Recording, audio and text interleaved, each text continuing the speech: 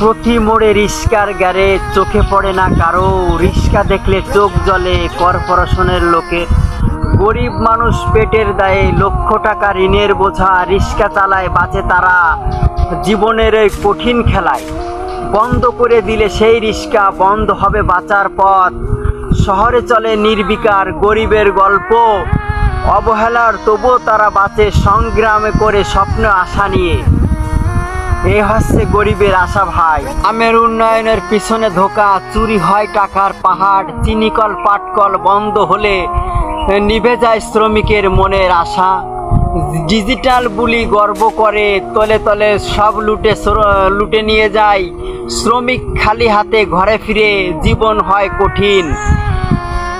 কেউ চালায় রিস্কা, কেউ চালায় ফুটপাতে করে ব্যবসা, কেউ চালায় হকারির দিন।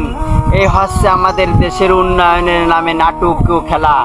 এখন রিস্কা বন্ধ করে দিলে গরিব মানুষ খাবে কিভাবে আপনারাই বলুন।